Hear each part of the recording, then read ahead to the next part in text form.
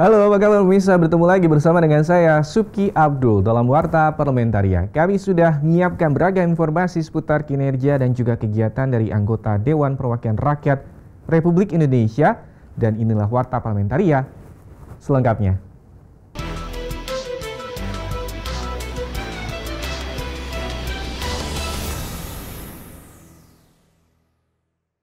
Warta Parlamentaria kita awali dengan informasi terkait dengan rencana pemberlakuan pembatasan kegiatan masyarakat atau PPKM darurat selama 6 minggu.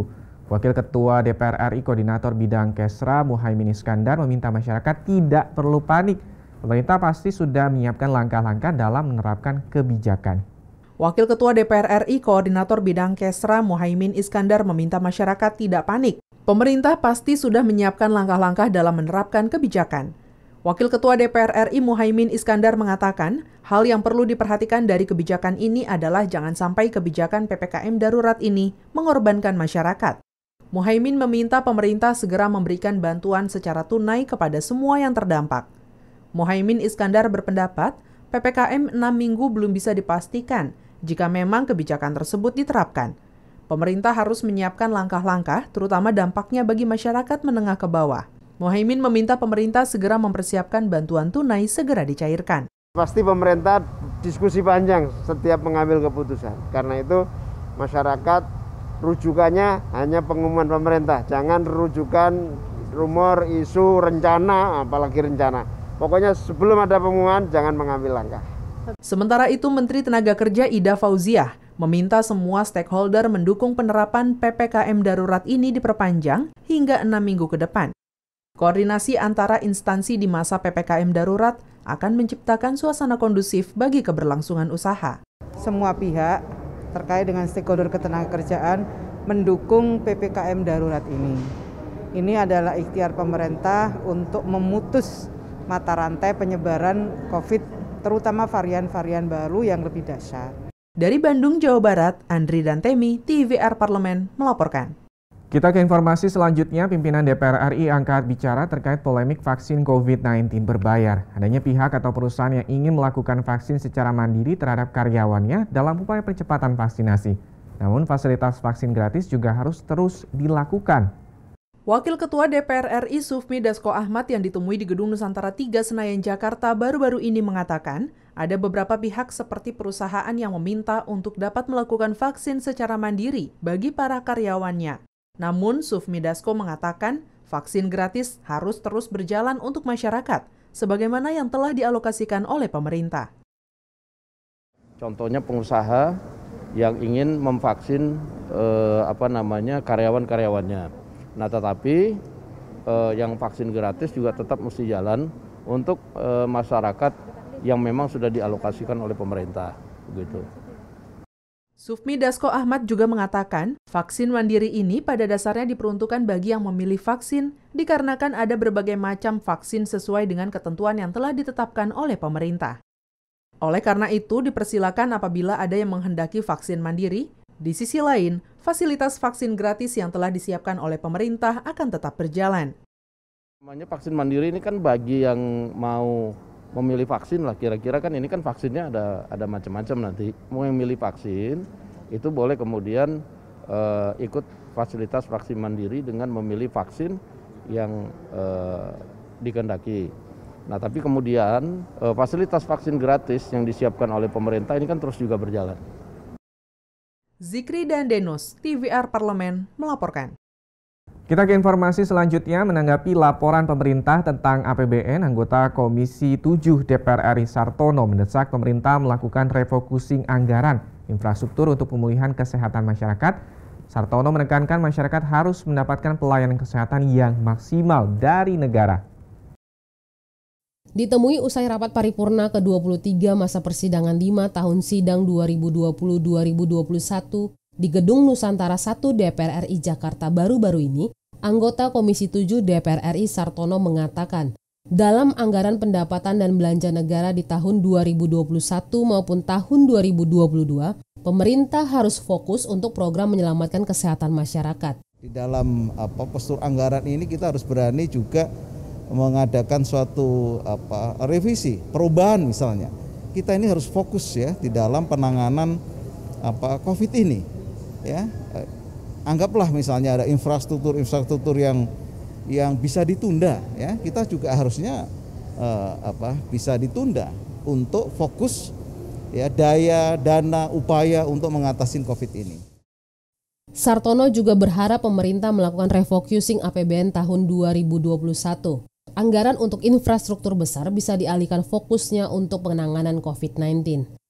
Harapan kita bisa mampu menghadapi ini tentu dengan perencanaan kerja yang matang betul. Bagaimana vaksinasi ini juga bisa menyeluruh gitu dari pusat sampai ke daerah gitu sesuai dengan target. Hilman dan Julian, TVR Parlemen melaporkan. Pemirsa jangan kemana-mana karena kami masih memiliki banyak informasi lain dalam Warta Parlementaria, di antaranya datang dari Badan Anggaran DPR RI yang mendukung keputusan pemerintah untuk melakukan kajian yang matang dalam perpanjangan PPKM darurat. Setelah jeda berikut ini.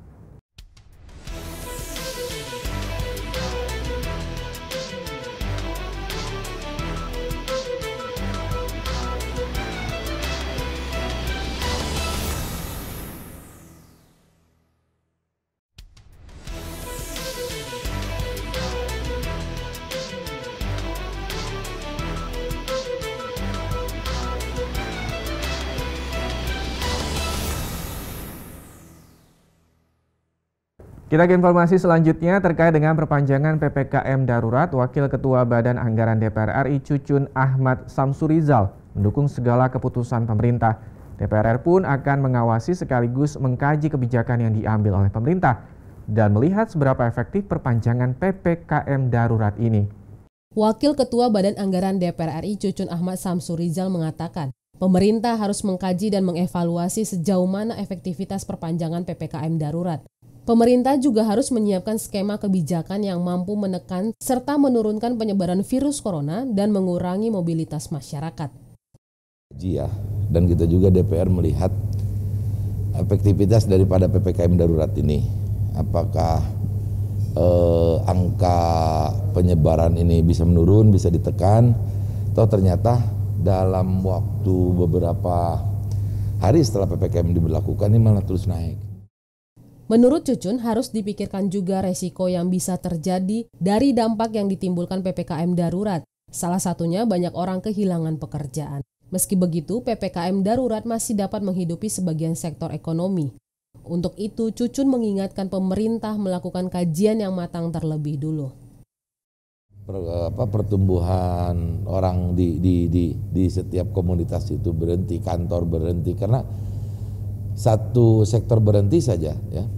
Apalagi yang non esensial itu misalkan diberhentikan, karena tetap harus menghadapi layanan publik yang lain. Nah, misalkan orang udah transaksi ini. Andri dan Temi, TVR Parlemen melaporkan. Informasi selanjutnya datang dari Komisi 8 DPR RI yang mendorong realisasi bantuan sosial tunai dan paket sembako di masa pemberlakuan pembatasan kegiatan masyarakat atau PPKM darurat di sejumlah daerah di Indonesia. Anggota Komisi 8 Muhammad Husni mendukung penerapan kebijakan PPKM darurat yang dilakukan pemerintah sebagai upaya mencegah penyebaran wabah COVID-19. Kendati demikian, ia meminta Kementerian Sosial memperhatikan kebutuhan masyarakat, khususnya pekerja sektor informal dan pengusaha kecil, dengan memberikan bantuan langsung tunai dan sembako selama masa PPKM darurat. Jadi harapan kami dari DPR RI, kami terutama yang di Komisi 8, ini sesegera mungkin bantuan-bantuan untuk masyarakat yang hari ini memang tidak bisa melakukan aktivitas apapun, itu yang namanya bantuan tunai dan lain sebagainya, untuk segera diserahkan, diturunkan itu. Husni juga menekankan pentingnya kesadaran sosial dari para petugas pengawas PPKM darurat baik dari unsur TNI, Polri, dan Satuan Polisi Pamong Praja untuk bersikap humanis, tidak anarkis, dan menjunjung tinggi nilai kemanusiaan selama melakukan razia dan penegakan protokol kesehatan selama PPKM darurat. Mohon ya, ini petugas-petugas di lapangan, baik itu Satpol PP dari TNI maupun Polri, ya, bertindaklah humanis. Itu bangsa kita loh, rakyat kita. Kenapa ini mereka Karena memang ya nggak ada jalan lain, humanis aja lah, humanis, kasih tahu memang ini untuk kebutuhan kita bersama, ini untuk keselamatan kita bersama. Ajib dan Bari, TVR Parlemen melaporkan. Dipimpin Wakil Ketua DPR RI Sufmi Dasko Ahmad, Satgas lawan COVID-19 dan Pemulihan Ekonomi Nasional DPR RI meninjau pembangunan rumah sakit modular milik Rumah Sakit Pusat Pertamina. Rumah sakit modular untuk pasien corona ini terletak di kawasan Taman Anggrek, Tanjung Duren, Jakarta Barat.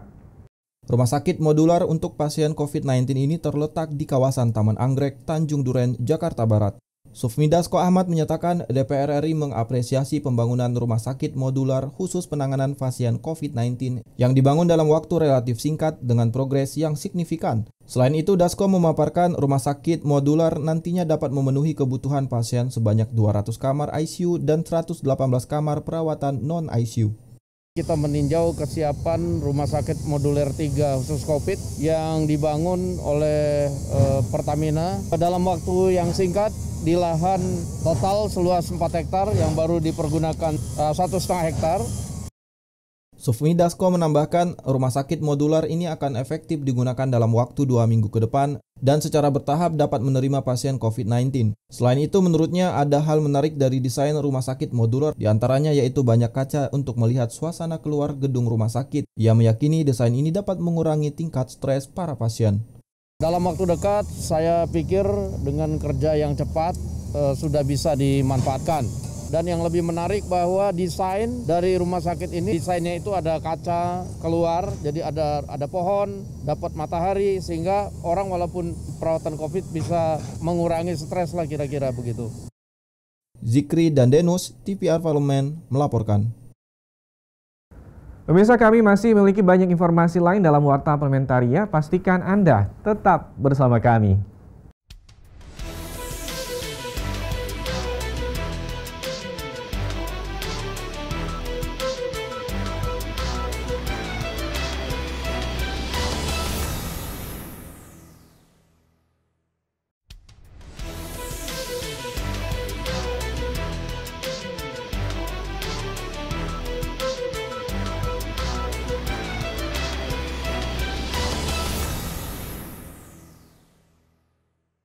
Informasi selanjutnya datang dari anggota Komisi 4 DPR RI yang mendorong fungsi penegakan hukum atau Gakum Kementerian Lingkungan Hidup dan Kehutanan dalam penanganan kerusakan lingkungan akibat pembalakan liar agar lebih diperkuat. Di Gedung Nusantara DPR RI Jakarta, Saadia Uluputi menyoroti masih banyaknya kerusakan hutan akibat pembalakan liar, bahkan mengalami peningkatan. Saadia mengusulkan perlu adanya pembentukan panja di Komisi 4 DPR RI untuk mendukung dan memperkuat Ditjen Gakum KLHK dalam melakukan penindakan terhadap pelaku pembalakan liar. Mampukah gitu ya Ditjen Gakum itu bisa dengan instrumennya itu tuh bisa menghukum langsung para pembalak liar gitu. Nah, ini kami berharap ada panja.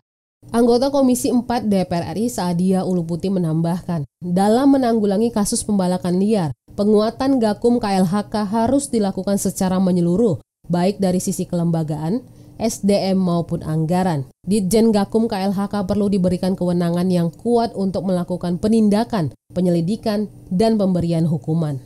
Belum ada satu upaya goodwill yang sungguh-sungguh untuk mendorong gitu. Nah, kalau dari sisi penganggarannya ini sedikit saya rasa kendala juga. Ditjen Gakum KLHK mencatat sejak Januari hingga April 2021 telah menangani 30 kasus pembalakan liar di sejumlah wilayah. Adapun total kasus yang ditangani dari tahun 2015 hingga 2020 sebanyak 497 kasus. Vinita dan Aang, TVR Parlemen melaporkan. Informasi penutup kita akhiri dari anggota Komisi 3 DPR RI yang menyayangkan perilaku represif petugas penegak hukum di lapangan terhadap pelaku UMKM dan pedagang kecil karena melanggar kebijakan PPKM darurat. Petugas seharusnya memberikan sosialisasi pada masyarakat melalui pendekatan yang humanis. Di Gedung Nusantara 2 DPR RI Jakarta, Supriyansa mengakui jika aparat di lapangan melakukan tindakan represif dalam menindak pelanggaran PPKM darurat akan semakin menyakiti masyarakat, bahkan kerusakan infrastruktur. Karena ini situasi panas yang seperti ini, yang kita khawatirkan jangan sampai ada yang dimasuki kepentingan-kepentingan tertentu, sehingga konflik dan gesekan itu terjadi antara masyarakat dengan petugas PPKM. Anggota Komisi 3 DPR RI Supriyansa memahami masyarakat menengah ke bawah harus tetap bekerja untuk memenuhi kebutuhan hidup sehari-hari, namun harus tetap mengikuti aturan PPKM darurat. Supriyansa meminta adanya evaluasi berkala untuk memastikan penegakan hukum di masa pandemi berjalan baik dan tidak ada pihak yang dirugikan. Sudah bisa dievaluasi secara baik supaya satu sama lainnya bisa saling mengerti, saling memahami. Pendekatan yang humanis seperti itu, saya kira itu bisa ditingkatkan dan bisa dicontoh. Selama PPKM darurat, sejumlah pelanggaran yang masih ditemukan adalah masyarakat yang tidak memakai masker, kerumunan atau kegiatan masyarakat yang melebihi batas ketentuan, serta pelanggaran oleh restoran ataupun tempat makan. Amita dan Dodi, TVR Parlemen, melaporkan. Pemirsa, demikianlah beragam informasi seputar aktivitas DPR RI yang sudah kami susun dalam Warta Parlementaria. Saya Subki Abdul beserta seluruh kerabat kerja yang bertugas pamit undur diri. Terima kasih atas perhatian Anda. Wassalam.